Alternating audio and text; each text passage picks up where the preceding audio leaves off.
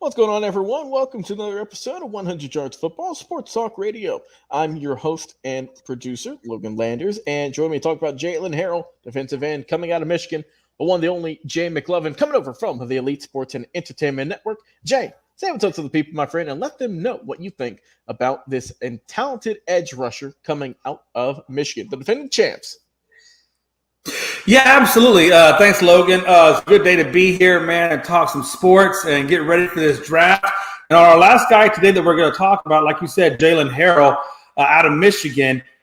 You know, he's not bad. He's got some good height, right? Much better than the last guy we talked about. He's got 6'4", 250 pounds, edge rusher, great arm, 33-inch length arms. I mean, you know, pretty much everything you want prototypically at the edge rusher spot. Quick, light, long arms, rangy, and can get to the ball quick. However, on the prospect grade, believe it or not, Logan, this guy only comes in at 5.86, which makes him above average, or no, excuse me, it makes him an average backup or special teamer. That's where they classify him at with that prospect grade. And that's interesting to me. Considering the school that he came out of and where he played at, he's got great, like I said earlier, he's got 33-inch arms, great wingspan, big hands.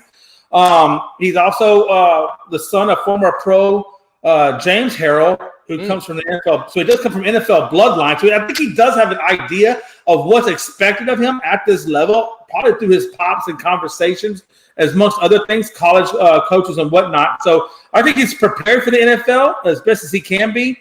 He has good reactive quickness, and he's developed an inside spin move to get to the quarterback. So that's a good thing. I would say you got to have a couple of moves on you if you want to get to that first level. You got to have at least 2 or 3 swim moves, spin moves, whatever. You know, you have to be able to fight with your hands to shut off that offensive lineman, and I think he can do that. So the weakness is that he doesn't play with enough aggressiveness. Now that's a problem for me, Logan. Yeah. Especially on the when you're an edge rusher and you struggle with aggressiveness, that's the only that. And, you know, I was looking at my notes on all the things I wrote about him, and I don't even want to talk about anything else. As an edge rusher, if you lack aggressiveness, you might as well pack your bags up and get the hell out of Dodge because you suck. No, seriously. I mean, look. Yeah. What is the number one trait?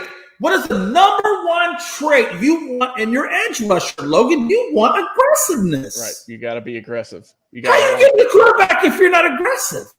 Mm-hmm. So that's a problem. That's a huge, big freaking red flag. I don't give a damn about nothing else. That's the biggest flag I've ever seen. If you lack aggressiveness at the edge rush position, son, you need to go back to college and figure out another way of life. I'm just trying to tell you that's a big thing. That's a big attribute to not have at that position. So for me, I don't think the man gets drafted. I think he goes undrafted. And if he does get drafted, I think it does the special teams if they want to go that route. But I don't think this guy gets drafted. If your biggest knock on you in the first bullet point is that you lack aggressiveness at the biggest spot on the line, that's a problem.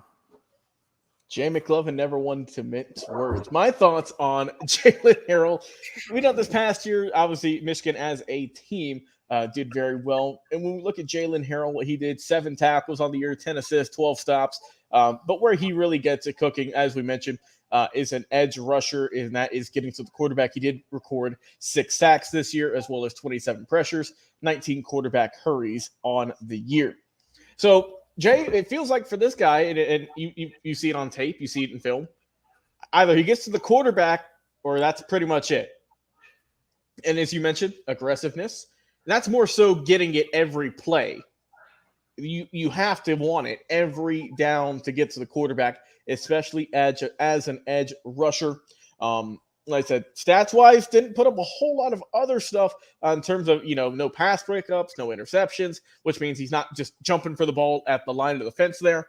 But like I said, I think Harrell comes in at his own height and weight overall when he comes in, right around 6'4", 250, around that size. But like I say, he's got solid athleticism, right? He's going to sneak around defenders. He's going to get to the quarterback.